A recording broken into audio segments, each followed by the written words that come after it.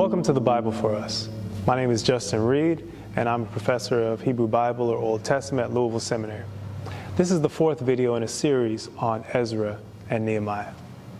Why do people take advantage of one another? Or if we think of a more specific example, why do people with wealth take advantage of the poor? I'm thinking of examples like how Wells Fargo got busted in 2016 for setting up a few million accounts and credit cards for people without their consent. And then Wells Fargo was using these accounts and credit cards to steal millions of dollars from their customers by charging these small fees on accounts that customers didn't ask for or didn't even know that they had. What Wells Fargo did is deplorable, but it's not unique. Across history, we see the same abuse in slightly different ways. Let's look at an instance in the Bible where Nehemiah is appalled by the abuse of the poor that's going on around him. I hope that we can pay attention to how these sorts of practices may be familiar to us, and I hope that we can think about where these abuses come from and how we might change them. The people come to Nehemiah in chapter 5. These people are mostly tenant farmers who work the land. Some of them own a little land. They're not always destitute, but they also don't always have their head and shoulders above water, so to speak. Sometimes they struggle to have enough to survive. Now, according to the Bible, there is a great outcry from the people, men and women, against their brothers, the Judeans. Now, keep that in mind. The narrator is making it clear that the issue is coming from their own so-called siblings, their people, fellow Judeans. Now, what's the issue? Some of the people are saying, we've got a lot of kids. Obviously, we need to get grain. We need to eat it so that we can live. Some are saying, we're mortgaging our fields, our vineyards, our homes in order to get grain during this famine. And there's more. Others are saying, we've had to borrow money to pay the tax of the king for our fields and vineyards. And it's just a lot of ways that these people are suffering during a famine. They need to eat, of course. And because they're not part of the upper class who live off of the work of others, they end up losing what they own just to survive. And they end up borrowing money just to pay taxes. And then in verse 5, we come back to that detail that I mentioned before. They are suffering at the hands of their own siblings. Not literal siblings, but their own people who they refer to as my brother. Verse 5 tells us how bad it's gotten. Now, our flesh is like the flesh of our brother, and our children like their children. But look, we're being forced to sell our sons and daughters as slaves. And some of our daughters have already been enslaved. And we don't have the power in our hands to redeem them because our fields and vineyards belong to others. How horrible is that? They're saying all of our people are like family, but our poverty means that we end up selling our kids as slaves to the wealthy.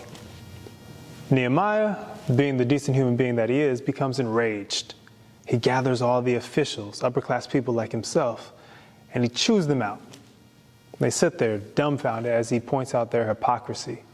People who are refugees and immigrants coming into this land and taking advantage of the poor. People who were once the outsider when they were in the diaspora in Babylon, and now they're making outsiders of their own brothers and sisters, abusing them, marginalizing them, exploiting them. Then Nehemiah does something pretty great. Because he's in a position of great power as a governor of this province, he can order people around. And he orders the wealthy to return the fields, the vineyards, the homes, the interest that they charge, the money, grain, wine, oil. He orders them to return these things, and he calls upon God to punish anyone who does not give these things back to the people. Redressing these wrongs is a great thing. But I want to come back to asking why the abuse happened in the first place. In part, we might say it comes from the models that these wealthy people look up to. These leaders revere the patriarchs that they know about from the stories of their ancestors and from reading and reciting the Torah. Perhaps they idolize the model of somebody like Joseph, who in Genesis 47 shows his strategic brilliance with how he deals with a famine and poor people who are in need. Pause the video. Take a second to go back and read that chapter, Genesis 47. During the famine, the people in Canaan and Egypt are struggling so much that they end up selling their livestock and their land before they end up selling themselves into slavery just so that they can have enough food to eat. Does that sound familiar? They sell everything, including themselves, into slavery to Joseph and Pharaoh because cunning Joseph knows how to turn a profit out of the misfortunes of others. Maybe part of the problem is the models that we idolize or look up to.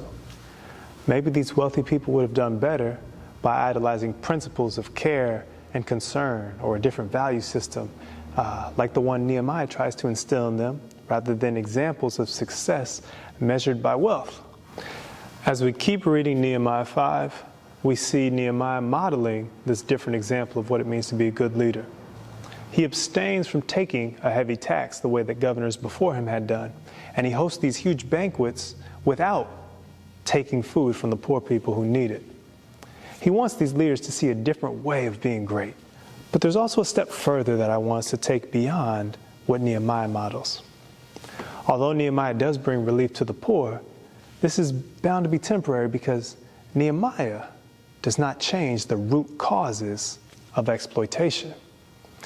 I think that one of the big reasons that we as people take advantage of each other is because of systems of how we operate and how certain policies allow us to engage in exploitative behavior. In Nehemiah's case, the exiles who returned from Judah have something of a monopoly on the agricultural land. They don't have a fair system of compensating the poor people who work that land. The heavy taxes from Persia, from the empire, they're still there. And these tithes to the temple that supports the priests and the high officials remain. And Nehemiah doesn't make any permanent changes so that priests and officials like himself will start paying a greater share in the imperial tax from Persia and thus ease the tax burden on the poor. Now, of course, it wouldn't be easy for Nehemiah to make lasting systemic changes, but it's not just about what's easy. I think it's important to recognize just how far he went and also how much farther one needs to go in order to have a real transformation.